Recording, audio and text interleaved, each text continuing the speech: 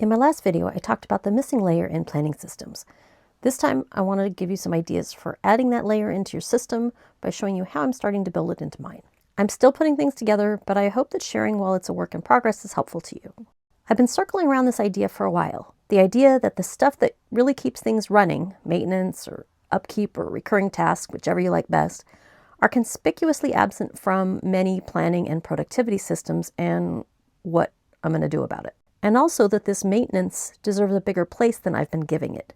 Everywhere I look, it seems to be there's more and more of it in my life. Things that can be repeated somewhat predictably. As I was making a recent video, something clicked and I realized that the only way this works for me is if maintenance is tied to my areas of life. And if it comes first in my planning, not last, or at least some parts of it. This week, I started actually digging in. So here's the experiment I'm trying right now. I'm separating maintenance from my projects and my one-off task lists. And then within maintenance, I'm separating current stuff from the backlog of stuff. I'm giving maintenance its own place in my system and its own time using weekly blocks. What finally clicked is that I personally think about things through my areas of life. Those categories have been stable for me for a long time, and so maintenance should be connected to each of them. But also, maintenance is really different for each area of my life, and there are different types of things within each area too. Some are absolute musts, some have consequential deadlines, some are just best practices, and others they're purely aspirational. This has also caused a problem for me at least because it can look like it all has to be done if it's all there listed. I've tried lots of different ways. I've put it into task systems like OmniFocus or Apple Reminders. I put it into different notebooks and planners, index cards. None of it has worked for me.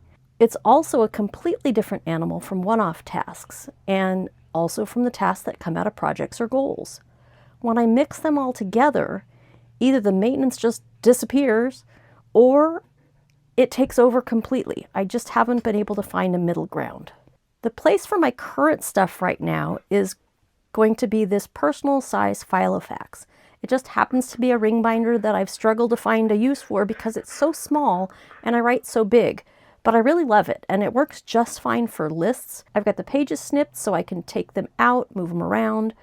I can bring the binder downstairs or wherever I need it, or just take a page out. I'm mostly using lined paper for now, but then I am making a few little list inserts in Apple Pages, which I make documents in. Nothing crazy, just a few more fleshed out lists, and I don't think it's ever going to be like a full binder with sections and tabs and stuff. I love the way those look. I love the idea behind them, but they just never seem to work for me. Plus, this one has just tiny little rings. I'm just keeping it for these kind of lists. I'm betting Post-it tabs will probably be the way I'll go. And then for Backlog, I've currently got them as projects in OmniFocus. Some I'm working on right now, some are on hold, but they're on my radar. I don't know if they'll stay in OmniFocus or move back to the file of facts. We'll see. The area that I'm least clear on is my home stuff. Those tasks are constant, and there's so many different types of upkeep that it's hard to separate the backlog from the current. Everything needs to be done, and it's not all going to get done right now. There's also so many different levels of stuff. There's the cleaning, I don't like the word cleaning, I tend to use upkeep. There's the general upkeep, there's the preventative maintenance, there's seasonal stuff. Now that I'm living somewhere with weather, that's much more important. And most things don't have real external deadlines. So it's really up to you to decide. And yeah, I'm 59 years old, but I still don't have that stuff figured out. It's just really tough for me. There are a few things that I do automatically, but there's a lot more that I'd like to be doing on a regular basis. I've tried different things this year. I've tried lots of different systems, but this is the part that I'm still really working out, but I'm gonna hope that having blocks of time and separating it differently is gonna be helpful. The one example that really kind of helped me think through things was the way that I deal with our medical insurance, and we have 2 health reimbursement accounts.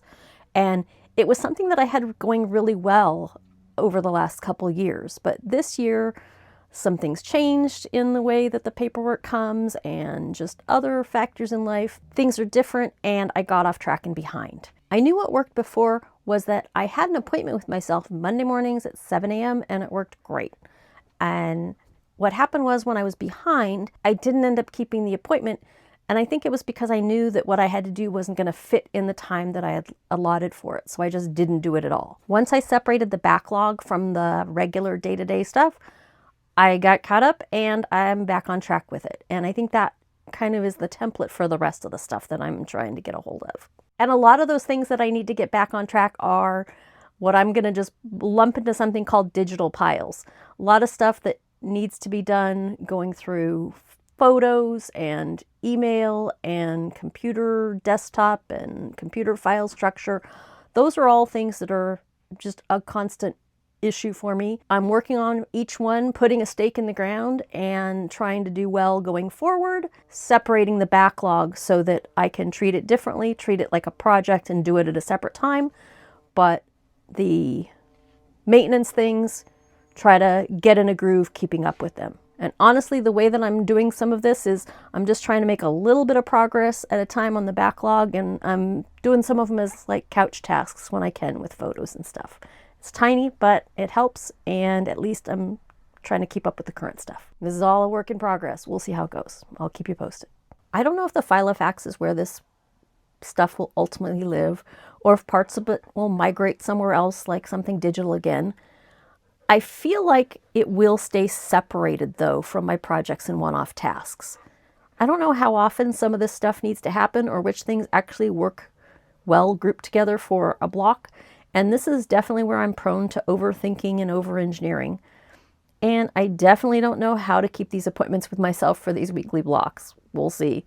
Right now, it's just an experiment. But honestly, even these tiny shifts by thinking about maintenance by area, treating it as equal to or above the goal and task stuff instead of trying to squeeze it into the gaps, and separating the current stuff from the backlog, especially for the repeat offenders, I'm already much more calm about it. I'll keep experimenting with this over the next couple weeks, and I'll let you know. If I film the next step in this missing layers process as I experiment over the next couple weeks, I'll have it over to the side here, and if I haven't, you'll see the video that got me to the point I'm at now. And if you want something a little more settled and structured, check out one of my Choose 4 things or State of the System videos. You can find one of them over here or on my channel.